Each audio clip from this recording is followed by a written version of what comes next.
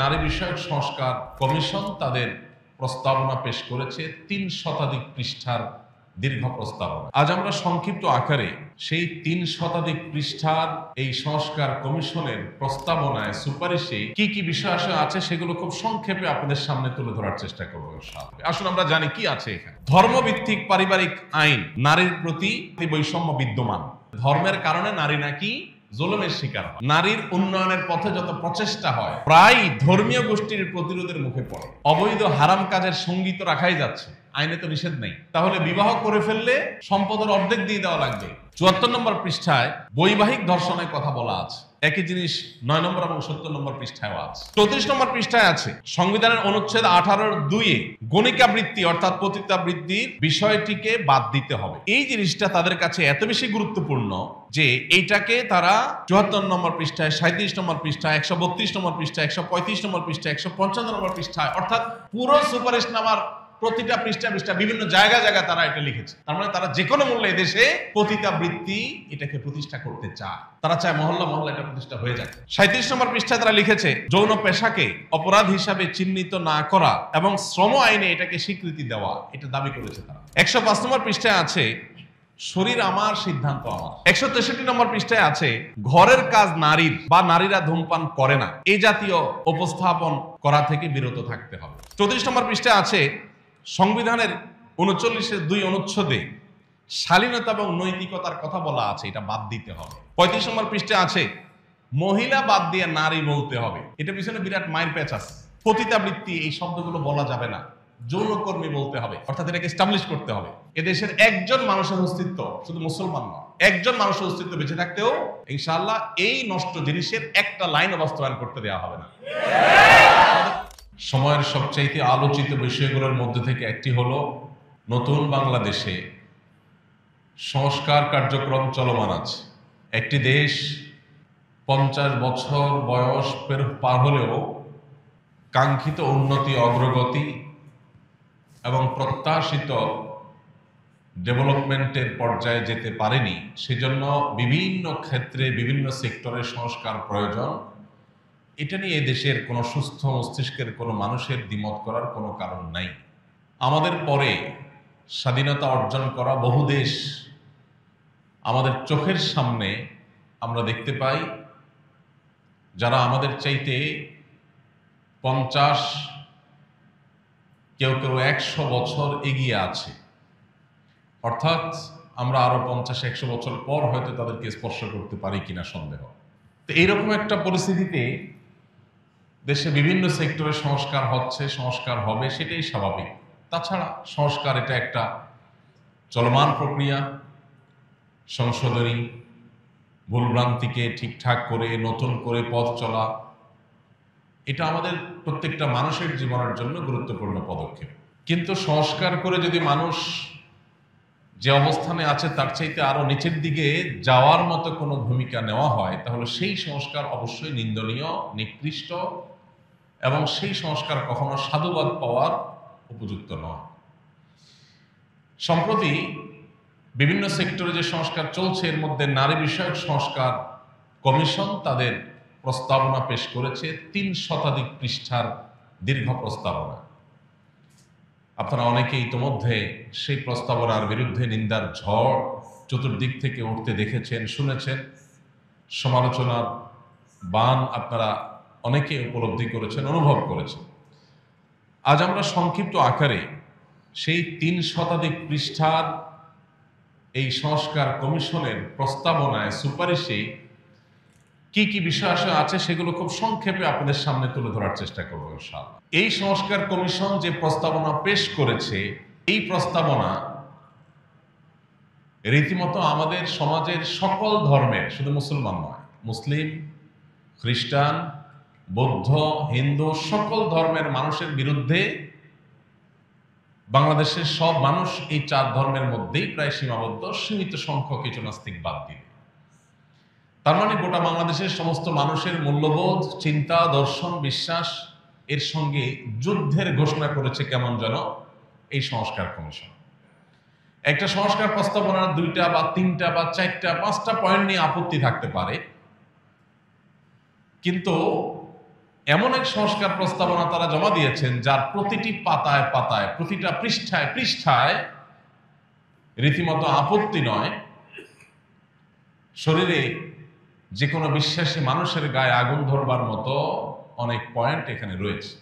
সবচেয়ে অবাক করা বিষয় হলো, আপনারা নিশ্চয়ই সোশ্যাল মিডিয়ার কল্যাণে, মূলধারা মিডিয়াগুলোর কল্যাণে দেখতে পেয়েছেন যে নারী বিষয়ক সংস্কার কমিশনে যারা আছেন, একজন কোত্থেকে লেবাস লাগিয়ে আনা হয়েছে, এর বাইরে বাকি যারা আছে পুরো টিম মাননীয় প্রধান উপদেষ্টার সাথে তারা একসাথে ছবি তুলেছেন, পত্রপত্রিকায় সেগুলো ফলো করে প্রচার হয়েছে। তাদের কারোর মাথায় আমি কাপড় দেখিনি, অথচ বাঙালি নারী মাথায় কাপড় দেয়, হোক সে মুসলিম, হোক সে হিন্দু, হোক সে বৌদ্ধ, হোক সে খ্রিস্টান। তাহলে এই সংস্কার কমিশনের নারীরা তারা কি বাঙালি নারীর কোনো প্রতিনিধিত্ব করছে বলে মনে হয়? তাদের অন্যান্য যে সমস্ত বেশভূষা, তাদের যে ড্রেস আপ, তাদের যে হাব ভাব, এইটার সাথে মাননীয় প্রধান উপদেষ্টা দীর্ঘদিন ধরে তিনি গ্রামীণ নারীদের নিয়ে কাজ করছেন। আমার বিনীত অনুরোধ যে তিনি গ্রামের প্রত্যন্ত অঞ্চলের মহিলাদের নিয়ে দীর্ঘদিন ধরে কাজ করার অভিজ্ঞতা তার আছে। এদেশের আপামর সাধারণ মানুষের মা বোনরা, মেয়েরা, হিন্দু হোক, মুসলিম হোক, অন্য ধর্মের হোক, তাদের সাথে এই তথাকথিত নারী বিষয়ক সংস্কার কমিশনের নারীদের ড্রেস আপের কোনো মিল তিনি খুঁজে পান কিনা। এরা কি আসলে বাংলাদেশের আপামর সর্বস্তরের নারীদের প্রতিনিধিত্ব করে, নাকি পশ্চিমাদের নিছক দালালি এবং অন্ধ অনুকরণ করে? এটা বোঝার জন্য কোনো পণ্ডিত হওয়ার প্রয়োজন নাই, কমন সেন্স দিয়ে ছবিটার দিকে তাকালে বোঝা যায়। আমরা মানুষের ভালো কাজের প্রশংসা যেমন করতে কার্পণ্য করব না, ঠিক একইভাবে তিনি যখন কোনো ভুল করেন সেটা নিন্দা বা সমালোচনা করতেও কার্পণ্য করা উচিত নয়। অনেক ভালো কাজ যেমন প্রধান উপদেষ্টা মহোদয় করছেন, সেগুলোর জন্য প্রশংসা তিনি পাচ্ছেন, এটি তার হক, পাওনা, প্রাপ্য, কৃতজ্ঞতা আমাদের আদায় করা উচিত। কিন্তু সেক্ষেত্রে অনেক ভালো কাজের মধ্যে এই একটা কাজ এমন হয়েছে যে কাজটাকে আমাদের প্রত্যেককে শতকণ্ঠে সমালোচনা করতেই হবে, কারণ এটি আমাদের অস্তিত্বের প্রশ্ন, এটি আমাদের আত্মপরিচয়ের প্রশ্ন, আইডেন্টিটির প্রশ্ন। পৃথিবীর প্রত্যেকটা জাতি তার নিজস্ব জাতিসত্তা, নিজস্ব আত্মপরিচয় নিয়ে তারা বেঁচে থাকে। আপনি ইতালিতে গেছেন, সেখানে মানুষ পিজা পাস্তা খেয়ে অভ্যস্ত, সেখানে সব জায়গায় পিজা পাস্তা পাওয়া যায়, পিজা পাস্তা খেয়েই মানুষ থাকে বেশিরভাগ ক্ষেত্রে। আপনি সেখানে যে যখন দেখেছেন মানুষ পিজা খায়, পাস্তা খায়, এটাই তাদের প্রিন্সিপাল ফুড বা এটাই বেশিরভাগ মানুষ খায়, সব জায়গায় পাওয়া যায়। এবার আপনি সেখান থেকে বাংলাদেশে এসে সংস্কার প্রস্তাবনা দিলেন যে বাংলাদেশে আর ভাত মাছ নয়, আসুন আমরা পিজা পাস্তা ঘরে ঘরে খাওয়ার আন্দোলন সংগ্রাম করি। কোনো জায়গায় কোনো কিছু দেখে অন্ধের মতো সেটাকে অনুকরণ করার যে প্রবণতা, দুর্ভাগ্যজনকভাবে আমাদের এই তথাকথিত নারী বিষয়ক সংস্কার কমিশনের সদস্যদের প্রত্যেকের মধ্যে আমরা সেই প্রবণতা লক্ষ্য করেছি। আমি শুধু মূল পয়েন্টগুলো যদি আপনাদের সাথে শেয়ার করি, আমার মনে হয় আপনাদের বুঝতে কষ্ট হবে না যে এটা রীতিমতো বাংলাদেশের শত শত হাজার হাজার বছর ধরে চলে আসা আমাদের সংস্কৃতি, আমাদের আত্মপরিচয়, এটার বিরুদ্ধে রীতিমতো যুদ্ধের সামিল। সবচেয়ে অবাক হয়েছে যখন সরকার প্রধান সরাসরি বলেন যে এই সংস্কার প্রস্তাবনা, এই সুপারিশ মালা, এটাকে বইয়ে পাঠ্যপুস্তকে ঢুকাইতে হবে, ছাপায় বিলি করতে হবে, সর্বস্তরে প্রতিষ্ঠা করতে হবে। আসুন আমরা জানি যে কি প্রতিষ্ঠা করার কথা তারা বলছেন। আমি একটা কথা সবসময় বলি, পশ্চিমের মানুষ, ইউরোপিয়ান আমেরিকানরা, তারা অনেক ক্ষেত্রে জাগতিক জ্ঞান বিজ্ঞান, তথ্য প্রযুক্তি, অবকাঠামো, কলকারখানা, আবিষ্কার, এসব ক্ষেত্রে তারা আমাদের চাইতে অনেক দূরে এগিয়ে, এবং সেক্ষেত্রে তাদের অনুসরণ করতে কোনো সমস্যা নেই। তাদের সেগুলো অনুসরণ করে আমরাও এগিয়ে যাওয়ার চেষ্টা করতে পারি। কিন্তু যেই ক্ষেত্রে আমরা তাদের চাইতে আগে আছি, সেই ক্ষেত্রে তাদের অনুকরণ করার কোনো প্রশ্ন উঠতে পারে না। একজন সম্পদশালী হয়েছেন, তিনি যদি বৈধ উপায়ে সম্পদ উপার্জন করে থাকেন, আপনি তার মতো সম্পদ উপার্জনের চেষ্টা করেন, এতটুকু ঠিক আছে। কিন্তু তাকে টাকাওয়ালা পয়সাওয়ালা দেখে তার সবকিছু আপনি অনুসরণ শুরু করবেন, সে টাকাওয়ালা পয়সাওয়ালা, সে বাপকে ভাত দেয় না, আপনি কি সেটা অনুসরণ করবেন? পশ্চিমাদের অনেক কিছু আছে যেগুলো ভালো, সেগুলো অবশ্যই আমরা অনুসরণ করার চেষ্টা করবো, কিন্তু তাদের খারাপটা অনুসরণ করার কোনো মানে হতে পারে না। আমি এই জন্য বলি, জাগতিক জ্ঞান বিজ্ঞান তথ্য প্রযুক্তি ইত্যাদিতে তারা যদি আমাদের চাইতে 200 বছর এগিয়ে থাকে, ফ্যামিলি ব্যবস্থাপনা, পারিবারিক ব্যবস্থাপনা, দাম্পত্য সুখ শান্তির ক্ষেত্রে আমরা তাদের চাইতে 400 বছর এগিয়ে আছি। অতএব এই ক্ষেত্রে তাদের অনুসরণ করা এটা অগ্রসরতা নয়, এটা পাশ্চাত্যপদতা, এটা সামনে যাওয়া নয়, এটা পিছিয়ে যাওয়া। পশ্চিমারা নারীকে কি দিয়েছে এটা বোঝার জন্য আপনি শুধুমাত্র পশ্চিমে নারীদের ইসলাম গ্রহণের প্রবণতার দিকে তাকালেই যথেষ্ট হবে। প্রত্যেকটা দেশে দেখবেন পুরুষের তুলনায় মেয়েরা ইসলামের দিকে বেশি আসছে, কারণ সেখানকার মেয়েদের বুঝতে আর বাকি নাই যে অধিকারের নাম দিয়ে এরা আমাদের ধ্বংসের দ্বার প্রান্তে দাঁড় করিয়ে দিয়েছে। তো এইরকম কিছু বস্তা পচা সস্তা প্রস্তাবনা এই নারী বিষয়ক সংস্কার কমিশন প্রস্তাব করেছে। আমরা প্রত্যেকটা মানুষ, প্রত্যেকটা নাগরিক শতকণ্ঠে এটার বিরুদ্ধে প্রতিবাদ আমাদের জানাতে হবে এবং এই কমিশনের প্রস্তাবনা সবটুকুন বাতিল এবং পুরো কমিশন বাতিল করে নতুন করে যে সমস্ত নারীরা এদেশের সমস্ত নারীদের সত্যিকারের প্রতিনিধিত্ব করে, তাদেরকে ধারণ করে, তাদের কৃষ্টি কালচারকে শ্রদ্ধা করে, তাদের দিয়ে কমিশন গঠন করে তারপর যথোপযুক্ত প্রস্তাবনা পেশ করা হোক, এই দাবিটা আমাদের প্রত্যেকটা মানুষকে উঠাতে হবে। কারণ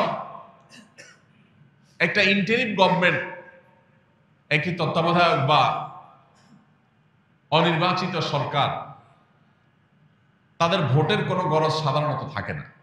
অতএব জনগণ কি বললো না বললো এটা কেয়ার করার সুযোগ তাদের থাকে না, ততটা বা প্রয়োজন থাকে না।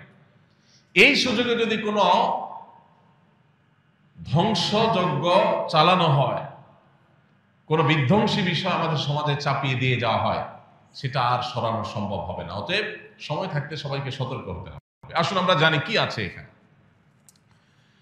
মৌলিকভাবে যে পয়েন্টগুলো আছে, অনেক কথা নিয়ে কথা বলা যায়, অনেক ইস্যু নিয়ে কথা বলা যায়, কিন্তু আমরা খুব সংক্ষেপে কয়েকটা পয়েন্ট বলি।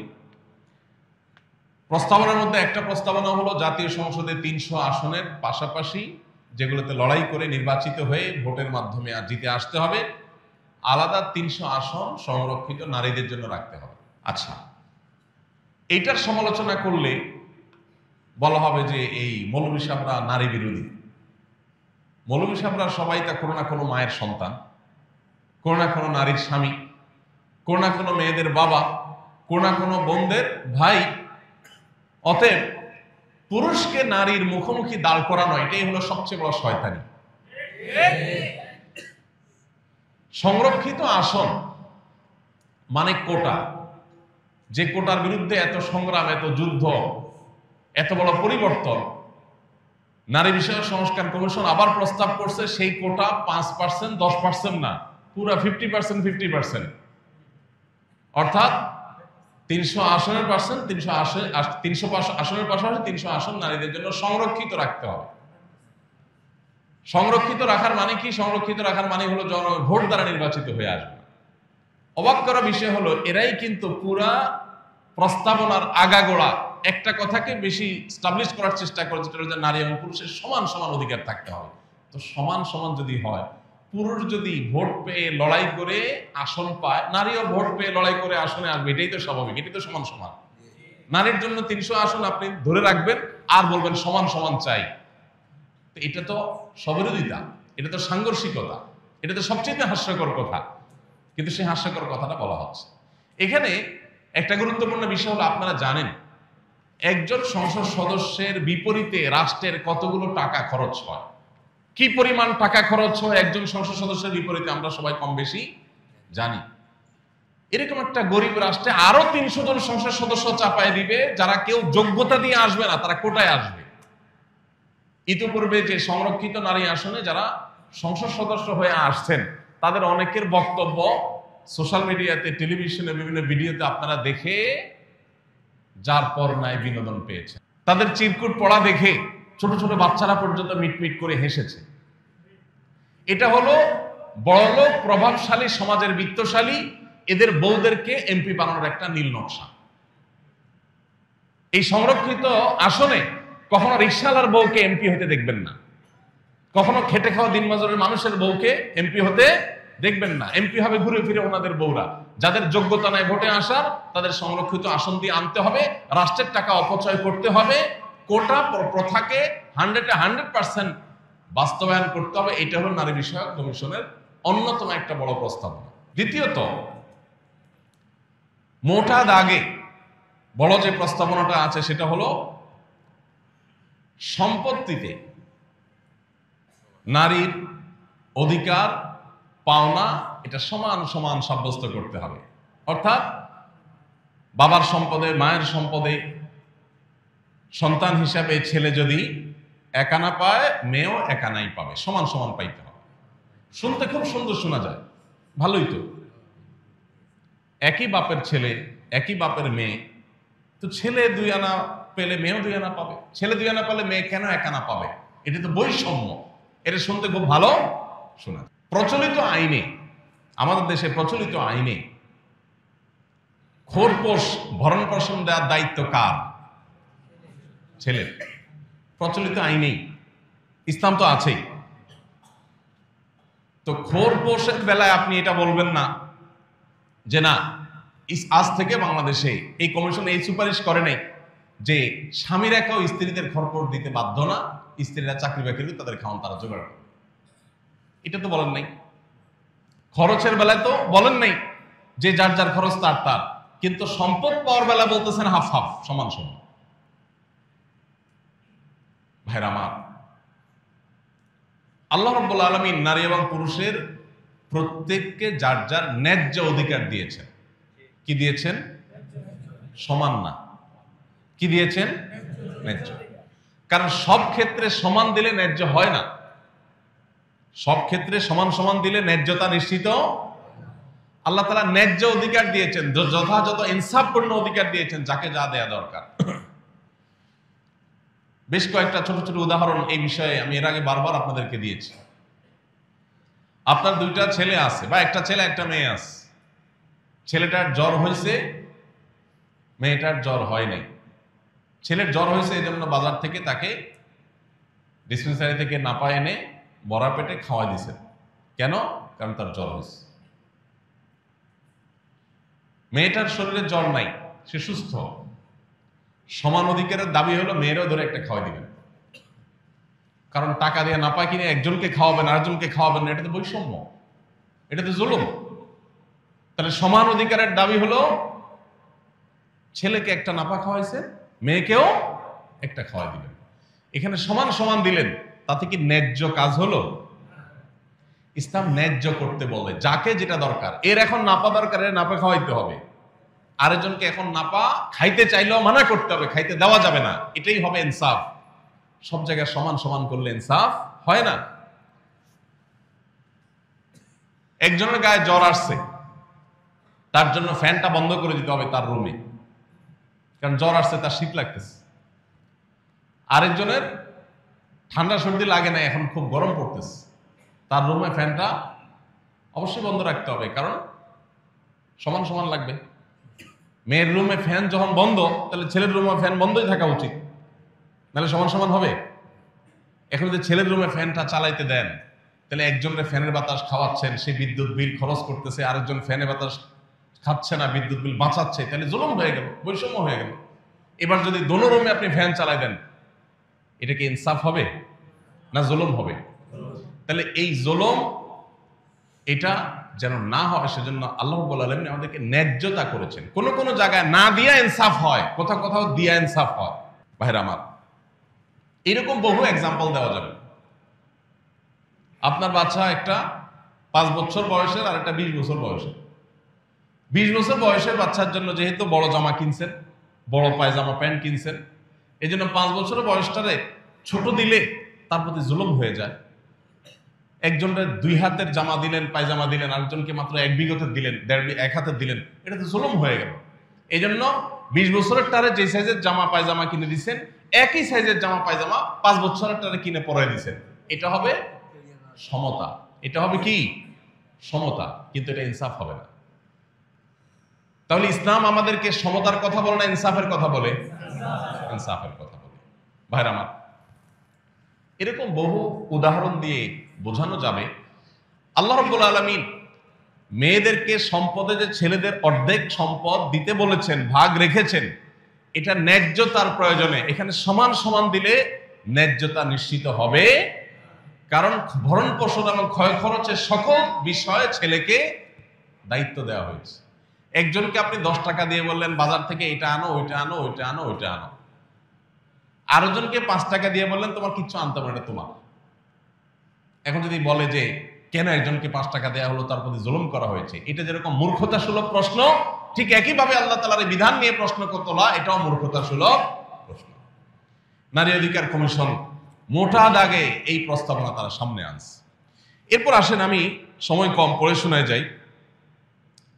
তাদের এই সংস্কার কমিশনের প্রথম পৃষ্ঠায় আছে, ধর্মভিত্তিক পারিবারিক আইন নারীর প্রতি বৈষম্য, আইনে নারীর প্রতি বৈষম্য বিদ্যমান। ধর্মভিত্তিক পারিবারিক আইন যদি থাকে সমাজে, ধর্মের কারণে নারী নাকি জুলুমের শিকার হয়।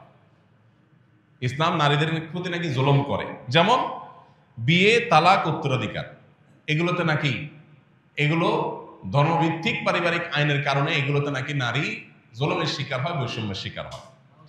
এটা নিয়ে আলাদা আলাদা করে আলোচনা করা যায়, লম্বা আলোচনা করা যায়, কিন্তু সময় আমাদের নাই, প্রয়োজনও খুব একটা নাই। তালাক ছেলেরা দিবে, মেয়েরা দিবে না, এটাই হলো শরিয়ার আইন। এখন এদের দাবি হলো মেয়েরাও তালাক দিতে পারতে হবে, সমান সমান অধিকার থাকতে হবে। ছেলে মেয়ে উভয়ের হাতে, এক পক্ষের হাতে তালাক দেওয়ার পাওয়ার আছে, তাতেই বিয়ে যে পরিমাণ হয় ভাঙে সে পরিমাণ। যদি উভয় পক্ষের হাতে তালাক দেওয়ার ক্ষমতা দেওয়া হয়, তাহলে বিয়ে আর একটাও টিকবে না। আল্লাহ কেন নিষেধ করেছেন সেটা বোঝার মতো ঘিলু বা মগজ তোমার মাথায় হয়তো নাই, তুমি আল্লাহর আইন নিয়ে প্রশ্ন তুলতে আসছো। 26 নম্বর পৃষ্ঠায় আছে, নারী উন্নয়নের পথে, নারীর উন্নয়নের পথে যত প্রচেষ্টা হয় প্রায় ধর্মীয় গোষ্ঠীর প্রতিরোধের মুখে পড়ে। তার মানে নারীকে তারা আগায় নিতে চায়, বাধা দেয় হলো কারা? ধর্মীয় গোষ্ঠী। আমার প্রশ্ন, বাংলাদেশের মানুষ তো ধর্মপ্রাণ, হিন্দুরা, মুসলমানরা, খ্রিস্টানরা, বৌদ্ধরা, প্রত্যেকে যার যার ধর্মের ব্যাপারে ধর্মপ্রাণ। বাংলাদেশের মানুষের ধর্মপ্রাণ হওয়ার ব্যাপারে পৃথিবীর কারোর কোনো দ্বিমত পোষণ করার কোনো কারণ নাই। ধর্মপ্রাণ মানুষদের এখানে ধর্মীয় গোষ্ঠীকে দোষী করা হচ্ছে। প্রশ্ন হলো, এই সংস্কার কমিশনের যারা সদস্য আছেন তারা কি বিধর্মীয় গোষ্ঠী? তারা কোনো ধর্ম বিশ্বাস করেন না? এটা তারা পরিষ্কার করে বলুন। ধর্মীয় গোষ্ঠী বলতে তো সকল ধর্মের মানুষ, সকল ধর্ম অনুসারীদেরকে দোষী করা হলো। তাতে একজন বেনামাজি যে সেও দোষী, একজন রিকশাওয়ালাও দোষী, সবাইকে দোষী করা হলো যে ধর্মীয় গোষ্ঠী বাধা দেয়। তার মানে নাস্তিকরা বাধা দেয় না, ধর্মীয় গোষ্ঠীর বিপরীতে যাদের ধর্ম নাই সেই গোষ্ঠী। তাহলে এরা শতকরা কয়জন মানুষ, লাখের মধ্যে কয়জন মানুষকে তারা রিপ্রেজেন্ট করছে এবং তাদের চিন্তাধারা আমাদের উপরে চাপাতে এসেছে। 45 নম্বর পৃষ্ঠায় আছে, অভিন্ন পারিবারিক আইন প্রবর্তন করতে হবে। অভিন্ন পারিবারিক আইন মানে মুসলমান, হিন্দু, খ্রিস্টান, বৌদ্ধ সব ধর্মের মানুষের এক আইনে, এক নিয়মে বিয়ে হবে, এক নিয়মে বিচ্ছেদ হবে, সব এক নিয়মে হবে। এই সম্পর্কে কয়দিন আগে দেখলাম, সম্ভবত 2 দিন আগে দেখলাম, একজন হিন্দু ভদ্র মহিলা, তিনি এবং হিন্দু ধর্মের অনেকে বেশ তীব্র প্রতিবাদ জানিয়েছে, আপত্তি জানিয়েছে। সব ধর্মের মানুষকে এক আইনের অধীনে নিয়ে আসতে চান তারা। একটা নীতিমালার আলোকে সবার বিয়ে, তালাক, উত্তরাধিকার আইন সবকিছুকে, সকল ধর্মের মানুষকে একটা অভিন্ন নীতিমালা এবং অভিন্ন পারিবারিক আইনের আওতায় তারা আনতে চাচ্ছে, যেটার বিরুদ্ধে দেশের সকল ধর্মের মানুষ ঐক্যবদ্ধ আছে। 41 নম্বর পৃষ্ঠায় আছে, বিবাহ বিচ্ছেদের ক্ষেত্রে ন্যায়সঙ্গত নিষ্পত্তি নিশ্চিত করার প্রয়োজনে বা করতে বৈবাহিক সম্পত্তির 50-50 ভাগাভাগি কার্যকর করতে হবে। আপনারা অনেকে জানেন, পশ্চিমা পৃথিবীতে এবং পৃথিবীর অনেক দেশে একটা নিয়ম আছে, বিয়ে হওয়ার পর কোন কোন দেশে আছে 3 বছর যদি সংসার টিকে, এরপর যদি তালাক বা বিচ্ছেদ হয়, স্বামীর সম্পদের অর্ধেক বউকে দিয়ে দিতে হবে। আপনারা অনেকে জানেন, পৃথিবীর সবচেয়ে বড় ধনীদের একজন, তিনি কয়েক বিলিয়ন তার বউকে দিয়ে তালাক দিচ্ছেন কিছুদিন আগে। উপার্জন করবে স্বামী, বিচ্ছেদ হয়ে গেলে তার ভাগ অর্ধেক দিয়ে দিতে হবে কাকে? স্ত্রীকে। ভাইরা আমার, পশ্চিমারা এবং তাদের পেছনে থাকা শয়তান মূলত পরিবার ব্যবস্থাপনার সবচেয়ে বড় শত্রু। পরিবার ব্যবস্থাপনা পৃথিবী থেকে তুলে দিতে চায়, এর নানাবিধ কারণ আছে, অনেক দীর্ঘ ব্যাখ্যা আছে, আলোচনা আছে। আপনি যদি তাকায় দেখেন তাদের সমস্ত নিয়ম কানুন সবগুলো হলো পরিবার ব্যবস্থাপনা ধ্বংসের আয়োজন। এই যে বিবাহের পর বিচ্ছেদ হলে স্বামী স্ত্রী, স্বামীর সম্পদ যা কামাই করবে তার 50% স্ত্রী পেয়ে যাবে, এই জিনিসটা পশ্চিমে যে আছে, এটার কারণে কেউ বিয়ে করতে আগ্রহী না। এটা আমরা সবাই জানি। সে সমস্ত জায়গায় মানুষ বিয়ে করতে চায় না। কেন বিয়ে করতে চায় না? কারণ বিয়ে করার দরকার কি? অবৈধ হারাম কাজের সঙ্গী তো রাখাই যাচ্ছে, আইনে তো নিষেধ নেই। তাহলে বিবাহ করে ফেললে সম্পদের অর্ধেক দিয়ে দেওয়া লাগবে বিচ্ছেদ হয়ে গেলে, তার চাইতে বিয়ে করার দরকার কি?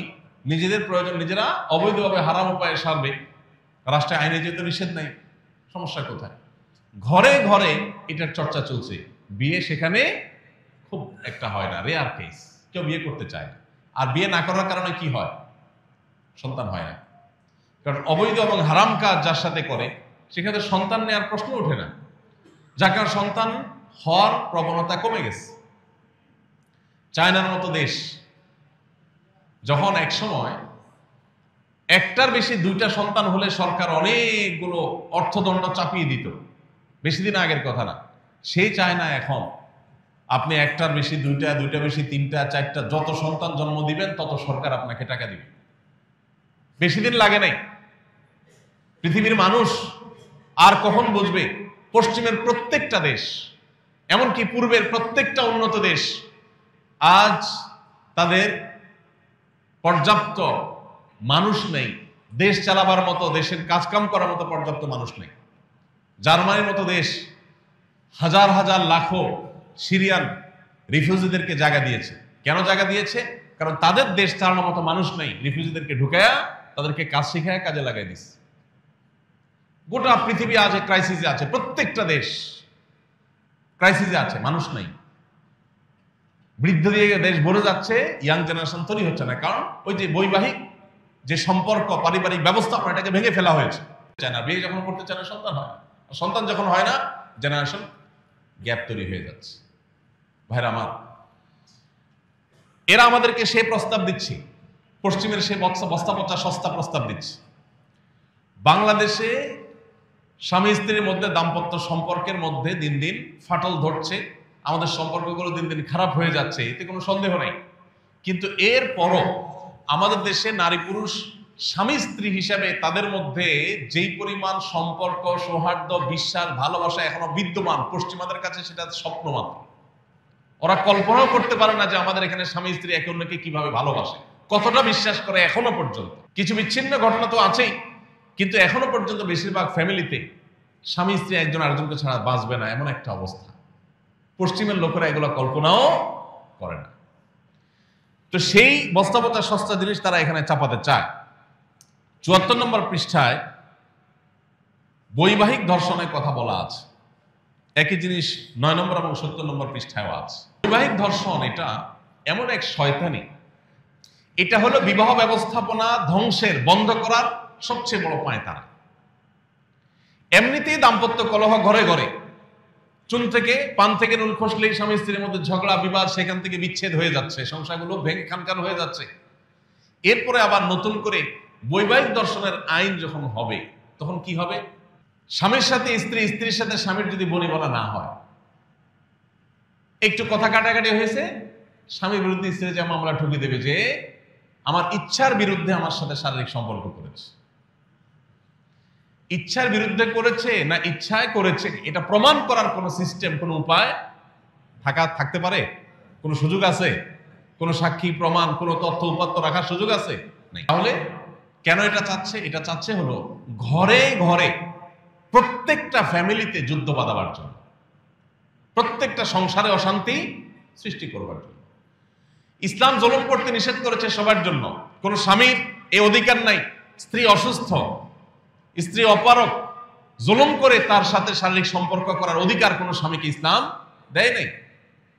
কিন্তু একই সাথে স্বামীর চরিত্র রক্ষার্থে, সমাজ সুস্থ সুন্দর স্বাভাবিক যেন থাকে, সেই প্রয়োজনে একজন স্ত্রী তার স্বামীর প্রয়োজন পূরণের সদা প্রস্তুত থাকার নির্দেশ ইসলাম করেছে। অর্থাৎ প্রত্যেককে যার যার নির্দেশ ইসলাম করেছে। এখানে স্বামী স্ত্রী পরস্পরের মধ্যে স্বামী স্ত্রী সুলভ জোড়াজুড়ি, এটা সকল সমাজে, সকল সংসারের সকল মানুষের কাছে স্বীকৃত। কখনো কখনো স্বামী স্ত্রীর মধ্যে শারীরিক সম্পর্ক নিয়ে যেরকম মৃদু জোড়াজুড়ি গ্রহণযোগ্য পর্যায় পর্যন্ত চলে, অগ্রহণযোগ্য পর্যায়ে জোরম পর্যায়ে গেলে চলে না, ঠিক তেমনি ভাবে স্বামী স্ত্রীর মধ্যে টাকা পয়সা নিয়ে, মার্কেটিং নিয়ে, খাওয়া দাওয়া নিয়ে, শপিং নিয়ে, বিভিন্ন আপনার রেস্টুরেন্টে যাওয়া নিয়ে, কোথাও ঘুরতে যাওয়া নিয়েও মৃদু জোড়াজুড়ি হয়। এখন কোনো স্ত্রী যদি তার স্বামীর পকেট থেকে টাকা নেয়, অনেক সময় টানাটানি হয়, হাতাহাতি হয়, মৃদু জোড়াজুড়ি হয়, এগুলো স্বামী স্ত্রী সুলভ, বন্ধু সুলভ জোড়াজুড়ি। স্বামী হয়তো রেস্টুরেন্টে যেতে চাচ্ছে না, স্ত্রী বলছে হ্যাঁ জামা গায়ে দেওয়া, বের হওয়া, তোমাকে যেতেই হবে আজকে, ইচ্ছার বাইরে একটু জোর করেই নিয়ে গেল। স্ত্রী চাচ্ছে ঘুরতে যাবে, স্বামী বলে না আমার ভালো লাগতেছে না, বলে না তোমার যেতে হবে, বাইর একটু জোড়াজোড়ি করে নিয়ে গেল। তাহলে সেটাকে বৈবাহিক ডাকাতি নাম দেন, বৈবাহিক ছিনতাই নাম দেন, কি বলেন? ঘরে ঘরে প্রত্যেকটা পরিবারে অশান্তি সৃষ্টি করার জন্য এই যে শয়তানের নীল নকশা এদেশে সুপারিশ হিসাবে পেশ করা হয়েছে, এটার প্রত্যেকটা পয়েন্ট, প্রতিটা লাইন পৃষ্ঠা আপনি পড়লে দেখবেন পুরাটা হলে আমাদের সমাজকে ধ্বংস করার একটা মহা আয়োজন। প্রিয় ভাইরা আমার, 34 নম্বর পৃষ্ঠায় আছে সংবিধানের অনুচ্ছেদ 18(2)-এ গণিকাবৃত্তি অর্থাৎ পতিতাবৃত্তির বিষয়টিকে বাদ দিতে হবে। পতিতাবৃত্তি এটা আমাদের আইনে অবৈধ, এটাকে বাদ দিতে হবে, অর্থাৎ এটাকে বৈধতা দিতে হবে। এবং জনস্বাস্থ্য ও নৈতিকতার নামে যৌনকর্মীদের পেশাকে নিরোধ করা মানবাধিকারের লঙ্ঘন। কি মানবাধিকারের সবক শুনাইতে আসছে চিন্তা করেন। ফিলিস্তিনে মানুষ মেরে কয়লা করে ফেলছে, এটা নিয়ে কোনো টু শব্দ নেই, সেখানে মানবাধিকার কোনো লঙ্ঘন হচ্ছে না। মানবাধিকার লঙ্ঘন হচ্ছে কোথায়? পতিতাবৃত্তি করতে না দিলে নাকি মানবাধিকার লঙ্ঘন হচ্ছে। একজন নারী তার ভরণ পোষণের ব্যবস্থা যদি তার স্বামী, তার বাবা, তার ভাই না করে, ইসলামী শরিয়ার বিধান অনুযায়ী রাষ্ট্র তার সমস্ত খরচ খরচা দিতে বাধ্য, রাষ্ট্র করবে, সমাজ করবে, সেটা না করে তাকে পতিতাবৃত্তির পথে আপনি অগ্রসর করে দিচ্ছেন। এদেশে যত নারী এই জঘন্য কর্মে, এই ঘৃণ্য কর্মে যারা লিপ্ত হয়েছেন বা যারা এটাকে পেশা হিসেবে বেছে নিয়েছেন, একজন একজন করে যদি সবার সাক্ষাৎকার সংগ্রহ করা হয়, দেখা যাবে প্রত্যেকের জীবনে প্যাথেটিক ইতিহাস আছে। কেউ এখানে স্বেচ্ছায় আসে নাই, তাদেরকে কোনো দালাল চক্র জুলুম করে অন্যায়ভাবে তাদেরকে এই পথে এনেছে। সেখান থেকে তাদেরকে উদ্ধার করার কথা দরকার, সেটা কথা না বলে উল্টা বরং তাদের সেই কাজে যেন সারা জীবন তারা থাকে, সেই বন্দোবস্ত যারা করতে চায় এরা নারীর বন্ধু, এরা নারীর শত্রু। আপনি নারীকে অধিকার দেওয়ার নাম করে আপনার ব্যবসা বন্দোবস্ত পাকাপোক্ত করছেন। আপনারা যারা সচেতন আছেন, পৃথিবীর খোঁজ খবর যারা রাখেন, আপনারা জানেন পর্ন ইন্ডাস্ট্রি, এই পর্ন ইন্ডাস্ট্রি হাজার হাজার কোটি টাকার বিজনেস। এখানে এই পতিতাবৃত্তির বৈধতা দিয়ে মূলত তাদের সেই ব্যবসাকে তারা জিয়ে রাখতে চায়, আর কিচ্ছু না। অতএব আমাদের দেশে যে সমস্ত মেয়েরা এই ধরনের নিগ্রহের শিকার, তাদেরকে উদ্ধার করতে হবে, তাদেরকে পুনর্বাসন করতে হবে, তাদেরকে থাকা খাওয়ার ব্যবস্থা করতে হবে, তাদের যথাযথ কর্মসংস্থানের ব্যবস্থা করতে হবে। সেটা না করে তাদের সেই কর্মে তাদেরকে অটল অবিচল রাখার জন্য আপনি যে দাবি তুলছেন, এটা তাদের অধিকার নয়, এটা বরং তাদেরকে তাদের যে অধিকার সেটা থেকে বঞ্চিত করা। দেখুন, এই জিনিসটা তাদের কাছে এত বেশি গুরুত্বপূর্ণ যে এইটাকে তারা 74 নম্বর পৃষ্ঠায়, 37 নম্বর পৃষ্ঠায়, 132 নম্বর পৃষ্ঠায়, 135 নম্বর পৃষ্ঠায়, 155 নম্বর পৃষ্ঠায়, অর্থাৎ পুরো সুপারিশনামার প্রতিটা পৃষ্ঠা বিভিন্ন জায়গায় জায়গায় তারা এটা লিখেছে। তার মানে তারা যে কোনো মূল্যে এদেশে পতিতাবৃত্তি এটাকে প্রতিষ্ঠা করতে চায়। তারা চায় মহল্লা মহল্লা এটা প্রতিষ্ঠা হয়ে যাক। 37 নম্বর পৃষ্ঠায় তারা লিখেছে, যৌন পেশাকে অপরাধ হিসাবে চিহ্নিত না করা এবং শ্রম আইনে এটাকে স্বীকৃতি দেওয়া, এটা দাবি করেছে তারা। এখন দেখেন, গত 2 দিন আগে আমি এক ভাই, যিনি বিভিন্ন ধর্ম সম্পর্কে গবেষণা করেন, মুসলমান ছাড়াও হিন্দু, বৌদ্ধ, খ্রিস্টান বিভিন্ন ধর্ম সম্পর্কে তিনি পাণ্ডিত্য রাখেন, তাদের ধর্মগ্রন্থগুলো নিয়ে অনেক অগাধ নলেজ আছে। এরকম এক ভাইকে আমি অনুরোধ করেছি, ভাই আপনি একটু অন্যান্য ধর্মাবলম্বীদের ধর্মগ্রন্থে পতিতাবৃত্তি সম্পর্কে কি বলা আছে আমাকে একটু নোট করে দেন। তিনি গতকালকে আমাকে দিলেন জিনিসটা, আমি দেখলাম মুসলমানদের কাছে পতিতাবৃত্তি যেরকম হারাম, ঘৃণ্য কাজ, হিন্দুদের কাছে, খ্রিস্টানদের কাছে, বৌদ্ধদের কাছে, এদেশের প্রধান 4টি ধর্মের মানুষ দেশে বসবাস করে, সব ধর্মের মানুষের কাছে এটা সমানভাবে অপরাধ এবং ঘৃণ্য কাজ। তার মানে এই ব্যাপারে বাংলাদেশের সকল ধর্মের মানুষ ঐক্যবদ্ধ আছে, একমত আছে যে পতিতাবৃত্তি এটা কোনো ভালো কাজ নয়, এটা নোংরা কাজ, জঘন্য কাজ। একজন নারীকে অনেক ভালো কাজে, সমাজের উন্নয়নমূলক কাজে ব্যবহার করা যেতে পারে, তাকে বিভিন্ন ভালো ভালো কাজে পেশায় নিয়োজিত করা যেতে পারে, কিন্তু তাকে এরকম অসম্মানজনক কাজে যারা নিয়ে আসে, সেই দালালরা তাদের ব্যবসায়ী টিকায় রাখার জন্য পর্ন ইন্ডাস্ট্রির মাধ্যমে হাজার হাজার কোটি টাকা বিজনেস করার জন্য তারা এই ধরনের প্রস্তাবনা করেছে। এ ব্যাপারে বাংলাদেশের সকল মুসলমান শুধু না, সকল ধর্মের মানুষ একমত। সকল ধর্মের মানুষ যে বিষয়ে একমত, সে বিষয়ে কিভাবে, সেটার বিরোধিতা কিভাবে একটা তথাকথিত সংস্কার কমিশন প্রস্তাব পেশ করতে পারে? আমি এই জন্য শুরুতে বলেছি, এটা হলো আমাদের পরিবার ব্যবস্থাপনা, আমাদের সমাজ ব্যবস্থাপনার বিরুদ্ধে রীতিমতো যুদ্ধের শামিল। আপনারা জানেন এইডস, আরো পৃথিবীতে জঘন্য জঘন্য যত সব রোগ, যেগুলোর কারণে মানুষ নিশ্চিত মৃত্যুর কোলে ঢলে পড়ছে, পৃথিবীর বহু দেশ সাফার করছে এইডস সহ বিভিন্ন রোগ নিয়ে। এই রোগের প্রধান কারণই হলো এই পতিতাবৃত্তি। এর ফলে আরো সমাজে যে সমস্ত অনাচার হয়ে থাকে সেগুলোর ফিরিস্তি অনেক লম্বা। অতএব এইটাকে নাকি বই দিতে হবে, সে বিষয়ে তারা সুপারিশ করছে। 105 নম্বর পৃষ্ঠায় আছে, শরীর আমার, সিদ্ধান্ত আমার। ভ্রষ্ট এনজিও গুলো দীর্ঘদিন পর্যন্ত সমাজের গ্রামে গঞ্জে গোপনে গোপনে যে কথা বলতো, এখন তারা রাষ্ট্রযন্ত্র দিয়ে সে কথা বলার চেষ্টা করছে। তাদের সাহস কোথায় গিয়ে ঠেকেছে আপনি চিন্তা করতে পারেন। একজন মুসলমানের বিশ্বাস কি শরীর তার, সিদ্ধান্ত তার, না শরীর যে যার সৃষ্টি, যার সিদ্ধান্ত তার? আমরা নিজেরা আল্লাহর বিধান অনুযায়ী মানতে না পারলেও বিশ্বাস আমাদের এটা আছে, মানা উচিত। আমি পারছি না, কিন্তু উচিত, আল্লাহ আমাকে সৃষ্টি করছেন তার নির্দেশ অনুযায়ী চলা। এখানে শরীর আমার, সিদ্ধান্ত আমার মানে হলো ধর্মকে সাইড করে ফেলা, কোরআন হাদিসকে সাইড করে ফেলা। 23 নম্বর পৃষ্ঠায় আছে, 3 মাসের মধ্যে গর্ভপাতের বৈধতা বাস্তবায়ন করতে হবে। তার মানে খেয়াল খুশি মতো যে কেউ অবৈধ সম্পর্ক করলো, গর্ভের সন্তান চলে আসলো, 3 মাসের মধ্যে হলে সেটা গর্ভপাত করতে পারবে, এটা আইন করতে হবে, সুযোগ দিতে হবে যাতে আকাম বেশি বেশি করা যায়। এরা নাকি মানবাধিকার কর্মী। যেই সন্তান মাতৃগর্ভে এসে গেছে তাকে মেডিসিন দিয়ে হত্যা করা, এই কাজটার প্রস্তাবনা যারা করতে পারে নাকি মানুষের অধিকারের কথা বলে। আস্ত মাতৃগর্ভে শিশু হত্যার কথা যারা বলে, ভ্রূণ হত্যার কথা যারা বলে, তারা নাকি মানবাধিকার কর্মী।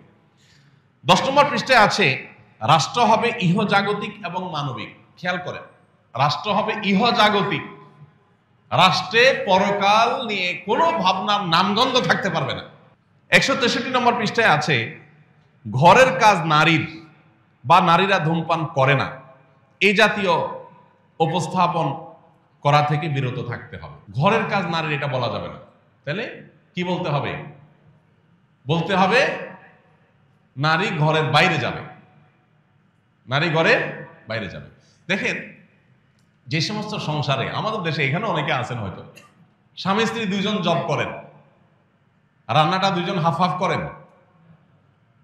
যারা স্বামী স্ত্রী 2 জন জব করেন, বুকে হাত দিয়া বলতে পারবেন কে কে যে আমরা একদম 50% যে আজকে তুমি রান্না, কালকে আমি রান্নবো, এইভাবে সিস্টেম মেনটেন করে করেন? কয়জন আছেন বলতে পারবেন?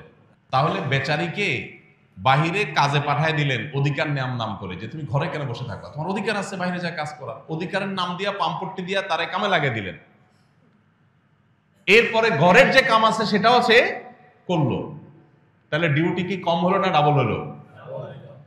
আচ্ছা, এরপরে আসেন, আল্লাহ তাআলা সন্তান নারীর গর্ভে দিবে, ছেলের গর্ভে দিবেন না, এটি আল্লাহর সিস্টেম।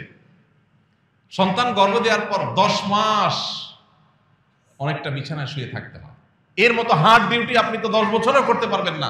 তারে তো বাহিরে আপনি কাজে পাঠিয়ে দিয়েছেন, আপনার সাথে নিয়ে যাচ্ছেন, সেও জব করতেছে, কিন্তু তার যে সন্তান গর্ভধারণ করার ডিউটি, ওইটা কি হাফ নিতে পারছেন আপনি? এরপর 2 বছর ধরে যে সন্তানকে দুধ পান করাইতে হবে, এটা তো খুব শান্তির কাজ না। এর চেয়ে কঠিন ডিউটি আরেকটা আছে। রাত 12টা নাই, 1টা নাই, 2টা নাই, 3টা নাই, টয়লেট নাই, বাথরুমের বেগ নাই, গোসল নাই, কিচ্ছু নাই, যে অবস্থা আছে অবস্থা মা করে কান্না করে উঠছে, আর ওই কান্নার ডাকে সাড়ে দিয়ে এসে তাকে দুধ দিতে হবে, এটা তার ডিউটি। এই কঠিন ডিউটিটা যদি বলেন যে তুমিও তো চাকরি করো, আমিও চাকরি করি, কষ্ট তোমারও হয় আমারও হয়, তাহলে দুধ তুমি 1 বছর খাও, 1 বছর আমি খাওয়াই, কোনো সুযোগ আছে? আল্লাহর সিস্টেমের উপরে এই শয়তানি, পশ্চিমারা এগুলো করে তাদের পরিবার ব্যবস্থাপনা, তাদের সমাজ শেষ হয়ে গেছে, ধ্বংস হয়ে গেছে। সেগুলো আমাদের দেশে আমদানি করার অপচেষ্টা ইন্টারিম গভর্নমেন্টের মাথার উপরে ভর করে যারা করতে চাচ্ছে, তারা জানে না এটা করতে চাইলে এদেশের একজন মানুষও সেটা করতে দিবে না। আমরা সরকারের ভালো কাজের প্রশংসা করে দেখি, এই নয় যে সরকারের এত বড় সাহস হবে এদেশের সকল ধর্মের মানুষের বিশ্বাসের বিরুদ্ধে তারা দাঁড়াবে, এত বড় দুঃসাহস করা, এটা কোনো সুযোগ এই সমাজে অন্তত। এই কথাগুলো আমার বলা লাগতো না, যেখানে মাননীয় প্রধান উপদেষ্টা নিজে বলছেন যে এটা ছাপায় বিলি করা দরকার, এটা পাঠ্যপুস্তকে পড়ানো দরকার, এটা নাকি এত গুরুত্বপূর্ণ ভালো ভালো জিনিস এটাতে আছে। ওনার ভালো কাজের প্রশংসা আমরা করবো, তাই বলে এই ধরনের জঘন্য কথা, এটার সমালোচনা অবশ্যই আমাদেরকে করতে হবে, এটা আমাদের দায়িত্ব। ভাইরা আমার, এরপর দেখেন 100 পৃষ্ঠায় আছে এই সুপারিশনামা, যৌন শিক্ষা নিশ্চিত করতে হবে। যৌন শিক্ষা নিশ্চিত করতে হবে। পৃথিবীর অন্য সব প্রাণী তাদের বংশধারা পৃথিবীতে টিকে থাকে যৌন শিক্ষার মাধ্যমে, তো নাকি? তারা কোন স্কুলে গিয়ে যৌন শিক্ষা নেয়? দেখেন, নারী বলেন পুরুষ বলেন, প্রত্যেকটা মানুষের আল্লাহ তাআলা একটা নির্দিষ্ট বয়সে আসার পর তার ভিতরে শারীরিক যে চাহিদা দিয়েছেন, এটা যাতে সে বিপদগামিতার পথে না করে, এক্ষেত্রে যেন সে অসতর্ক না হয়। প্রত্যেকটা পরিবারেই মায়েরা মেয়েদেরকে এবং কোনো কোনো ক্ষেত্রে বাবারা ছেলেদেরকে অথবা বিভিন্নভাবে ছেলে মেয়েদেরকে পারিবারিকভাবে এগুলো শেখানো হয় শালীনতা এবং লজ্জাশীলতার গণ্ডির মধ্যে থেকে। এরা চায় যে এই লাজ লজ্জা শরম সব উঠে যাক। আমি ডেনমার্কে গিয়েছিলাম, সেখানে আমাকে এক বাংলাদেশি ভাই বললেন, ভাই আমাদের এখানে স্কুলে সাঁতার কাটার আগে ড্রেসিং রুমে ছেলে এবং মেয়েদেরকে একত্রে একই রুমে সম্পূর্ণ বিবস্ত্র হতে হয়। এটা নাকি তাদের শিক্ষা, যে সবাই একসাথে বিবস্ত্র হতে হবে, তাদের মধ্যে লাজ লজ্জা শরম কিচ্ছু রাখা যাবে না, এগুলো ভেঙে একাকার করে ফেলতে হবে। সেই জিনিসটাকে এই দেশে আমদানি করতে চাইছে এই নারী বিষয়ক কমিশন। 34 নম্বর পৃষ্ঠায় আছে সংবিধানের 39-2 অনুচ্ছেদে শালীনতা এবং নৈতিকতার কথা বলা আছে, এটা বাদ দিতে হবে। শালীনতা দরকার নেই, নৈতিকতা এদেশে দরকার নেই। 35 নম্বর পৃষ্ঠায় আছে মহিলা বাদ দিয়ে নারী বলতে হবে। এটা পিছনে বিরাট মায়ের পেঁচ আছে। এই কমিশনের নাম কিন্তু মহিলা বিষয়ক কমিশন না, নারী বিষয়ক। এটার কাহিনী কি? এটার কাহিনী হলো সমকামিতাকে আস্তে আস্তে সমাজে গেলানো। মহিলা শব্দ বললে পুরুষের বিপরীতে একেবারে পরিষ্কার দুইটা আলাদা আলাদা সত্তা, আলাদা আলাদা পরিচয় প্রকাশ পায়। এটাকে নানাভাবে দূর করে দিয়ে মধ্যখানে আরেকটা পরিচয় স্টাবলিশ করার চেষ্টা চলছে। আপনারা এখন সরকারি বিভিন্ন প্রজ্ঞাপনে, বিজ্ঞাপনে, বিভিন্ন ঘোষণাপত্রে আপনারা খেয়াল করবেন যে লিঙ্গ পরিচয়ের ওখানে নারী পুরুষ, আরেকটা আছে অন্যান্য। অন্যান্য কি আবার? নারী এবং পুরুষের ছাড়া আর কোনো সৃষ্টি আছে? যারা হিজড়া বলছি যাদেরকে আমরা, তারাও আসলে হয় নারী নয় পুরুষ, হয়তো কোনো একটা সিমটম তার মধ্যে একটু বেশি আছে। আল্লাহ তাআলা কোরআনে কারীমে বলেছেন, ইন্না খালাকনাকুম মিন যাকারিন ওয়া উনসা, আমি তোমাদেরকে নারী এবং পুরুষ করে সৃষ্টি করেছি, তৃতীয় কোনো লিঙ্গ বা পরিচয় মানুষের নাই। এই অতি সম্প্রতি আপনারা দেখেন আমেরিকান সরকার পরিষ্কার করে, ট্রাম্প ক্ষমতায় এসে একদম প্রথম ঘোষণাই ছিল তার, যে মানুষের মধ্যে নারী এবং পুরুষ ছাড়া তৃতীয় কোনো লিঙ্গ বলতে কিচ্ছু নেই। এবং তার নির্বাচনের সবচেয়ে বড় সহায়তাকারী আপনার ইলন মাস্ক, তিনি বলেছেন তার সম্ভবত ছেলেটা মেয়ে হয়ে গেছে, না যারা মেয়েটা ছেলে হয়েছে, তিনি বলছেন আমার সন্তানটাকে মেরে ফেলেছে এই আইডিওলজির লোকেরা, যারা ট্রান্সজেন্ডার মতবাদে দেশে চাপাতে চায় তারাই। অতি সম্প্রতি বেশ কয়েকটা উন্নত দেশে ইতিমধ্যে এটা নিয়ে, ইংল্যান্ড সহ বেশ কয়েকটা দেশে ইতিমধ্যে আদালতের রায় হয়ে গেছে এগুলোর বিরুদ্ধে। কিন্তু আমাদের দেশে ওই যে পুরান পাগলে ভাত নাই, নতুন পাগল বোঝাইছে এই অবস্থা। পশ্চিমারা আস্তে আস্তে এগুলোর থেকে বের হয়ে আসতেছে, অভিভাবকরা রাস্তায় নামতেছে যে আমাদের ছেলেরা ধ্বংস হয়ে যাচ্ছে, আর আমাদের দেশে নতুন পাগলটা আস্তে আস্তে আমাদেরকে সেদিকে টানছে। এরপরে এখানে আছে 35 নম্বর পৃষ্ঠায় গণিকা বৃত্তি, পতিতা বৃত্তি, এই শব্দগুলো বলা যাবে না, যৌনকর্মী বলতে হবে, অর্থাৎ এটাকে এস্টাবলিশ করতে হবে। এদের পরিবারের লোকরা এই ধরনের পেশায় যাওয়ার ব্যাপারে এরা উৎসাহ দেয় কিনা, এটা একটা জানার প্রশ্ন, কৌতূহল। এরা অন্যান্য মেয়েদেরকে এই পেশায় আসতে বলে। শালীনতা, নৈতিকতা এসব শব্দ ব্যবহার করতে নিষেধ করছে তারা, কারণ এগুলো করলে তাদের শয়তান এগুলো চলে না। এই আমলে যত সংস্কার কমিশন যত সংস্কার প্রস্তাবনা করেছে তার 2টা 4টা 6টা পয়েন্ট নিয়ে আপনার আমার কারো ভিন্ন মত থাকতে পারে, কিন্তু এই তথাকথিত নারী বিষয়ক সংস্কার কমিশন এদের এই প্রস্তাবনার আগা গোড়া পুরাটাই নর্দমায় ছুঁড়ে ফেলে দেওয়ার মতো, এই পুরাটাই ড্রেনে ফেলে দেওয়ার মতো। এদেশের একজন মানুষের অস্তিত্ব, শুধু মুসলমান নয়, একজন মানুষের অস্তিত্ব বেঁচে থাকতেও ইনশাআল্লাহ এই নষ্ট জিনিসের একটা লাইন বাস্তবায়ন করতে দেওয়া হবে না। আমাদের প্রত্যেকটা মানুষকে সচেতন হতে হবে। কি শয়তানি আয়োজন করেছে, আমি যদি আরো সময় থাকতো সবগুলো পয়েন্ট আপনাদেরকে বলতে পারতাম। আপনারা অবাক হতেন যে 300 সম্ভবত 18 বা 3 শতাধিক পৃষ্ঠা, এই পুরো গবেষণা আপনার সুপারিশনামার মধ্যে প্রতিটা লাইনে লাইনে এই সমাজের সমস্ত কৃষ্টি কালচারের বিরুদ্ধে যুদ্ধের ঘোষণা করা হয়েছে। সোজা কথা, আল্লাহ তাআলা এদেরকে হেদায়েত দান করুন। আমাদের দেশ আর যেন ভুল পথে না যায়, আল্লাহ আমাদেরকে সেই তৌফিক দান করুন। আমাদের সবাইকে সজাগ থাকতে হবে, সতর্ক থাকতে হবে।